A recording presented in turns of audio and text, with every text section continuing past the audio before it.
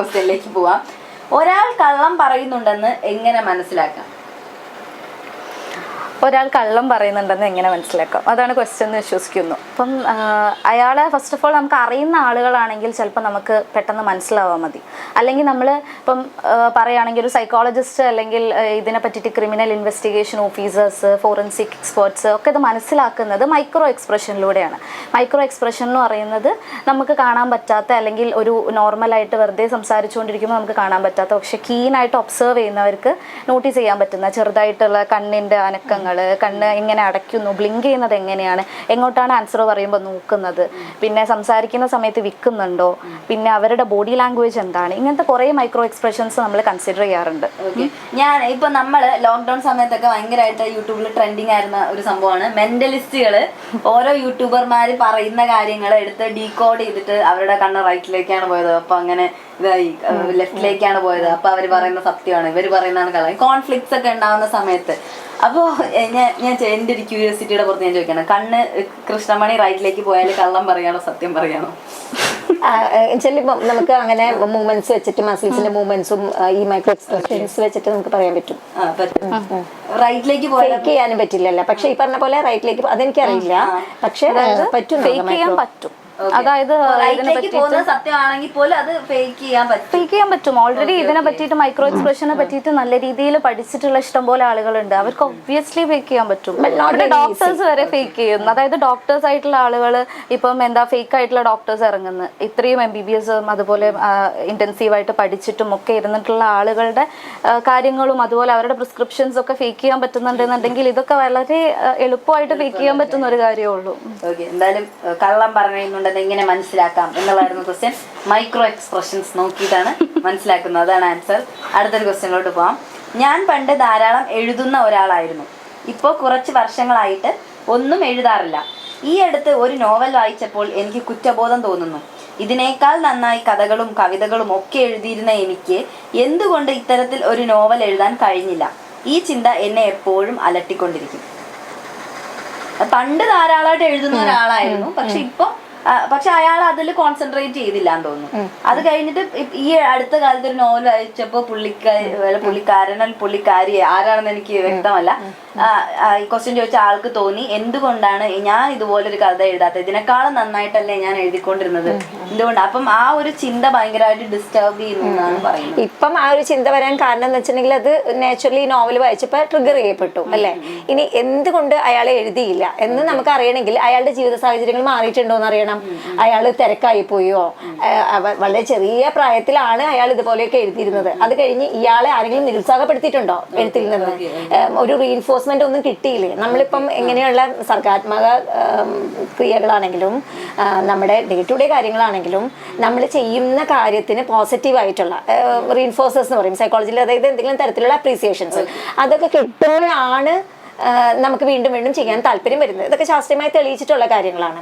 അപ്പം ഒരു എക്സാമ്പിൾ പറയുകയാണെങ്കിൽ വളരെ അധികം ആഗ്രഹത്തോട് കൂടിയിട്ട് ഒരു റെസിപ്പിയൊക്കെ നോക്കിയിട്ട് നല്ല രീതിയിൽ ഭക്ഷണം ഉണ്ടാക്കിയിട്ട് ഭർത്താവിന് ഭാര്യ കൊടുത്തു കഴിഞ്ഞിട്ട് അയാൾക്ക് പക്ഷെ അത് കഴിച്ചു നോക്കിയപ്പോൾ ഇഷ്ടമായില്ല, ഒരു ആവറേജ് ഒക്കെയാണത്. അപ്പോൾ ഇയാൾ നീ ഉണ്ടാക്കി വെച്ചിരിക്കണേ എന്ന് പറഞ്ഞു കഴിഞ്ഞാൽ പിന്നെ വീണ്ടും ഇതുപോലെയൊക്കെ നോക്കി മെനക്കെട്ടിട്ട് ഉണ്ടാക്കാനുള്ള താല്പര്യം അവർക്ക് വരില്ല. അതേ സമയത്ത് അത് ആവറേജ് ടേസ്റ്റോ അല്ലെങ്കിൽ ടേസ്റ്റോ ഒക്കെ ഉണ്ടെങ്കിലും എങ്ങനെ ആയിക്കോട്ടെ, ഇത് എന്താണിത്, നീ ഇതെങ്ങനെ ഉണ്ടാക്കിയ അടിപൊളിയാണല്ലോ എന്നൊക്കെ പറഞ്ഞിട്ടുണ്ടെങ്കിൽ ഞാൻ നാളെ ഉണ്ടാക്കി തരാട്ടോ എന്ന് പറയും അല്ലേ. നമ്മളിങ്ങനെ ഫണ്ണി ആയിട്ടുള്ള ചില ഷോസിലൊക്കെ കണ്ടിട്ടില്ലേ. അപ്പം അതാണ് റീഇൻഫോഴ്സ്മെന്റ്. അപ്പം എന്തെങ്കിലും അങ്ങനത്തെ റീഇൻഫോഴ്സസ് ഇയാൾക്ക് കിട്ടാതിരുന്നിട്ടുണ്ടോ? ഇയാളുടെ ഭയങ്കര ബിസി ആയിപ്പോയോ ഇയാള്? എന്തുകൊണ്ട് ഇയാൾ എഴുത്തിൽ നിന്നും എഴുത്ത് തുടർന്നില്ല എന്നുള്ള ഒരു സാഹചര്യം നമുക്ക് അറിയണം. അത് അറിഞ്ഞു കഴിഞ്ഞാൽ മാത്രമാണ് നമുക്ക് ഈ എഴുത്തിലേക്ക് എത്തിയില്ല എന്നുള്ളത് പറയാൻ പറ്റുള്ളൂ. ഇനി അത് വായിച്ചപ്പോൾ അയാൾക്ക് കുറ്റബോധം തോന്നിയെന്ന് പറയുന്നത്, ആ കുറ്റബോധത്തിന് വലിയൊരു ഇൻറ്റൻസിറ്റി ഒന്നും ഇല്ലെങ്കിൽ കുഴപ്പമില്ല. പക്ഷേ പലപ്പോഴും ഈ കുറ്റബോധങ്ങൾ വിഷാദവുമായി ബന്ധപ്പെട്ടൊക്കെയാണ് കിടക്കുന്നത്. അപ്പം എന്തുകൊണ്ട് ഇയാൾ നോവൽ വായനയിലേക്ക് ഇതിനു മുമ്പ് അയാൾ വായിച്ചിട്ടില്ല അല്ലേ? ആ ഒരു കുറേ കാലമായിട്ട് വായിക്കുന്നില്ല എന്നാണ് നമുക്ക് മനസ്സിലാവണേ. അല്ലെങ്കിൽ അയാൾക്ക് അതിന് മുമ്പും ഈ പ്രശ്നം ഉണ്ടായിട്ടുണ്ടാവണല്ലോ. അപ്പം മറ്റുള്ളവരിൽ നിന്നൊക്കെ ഇയാൾ അകന്ന് മാറിയോ?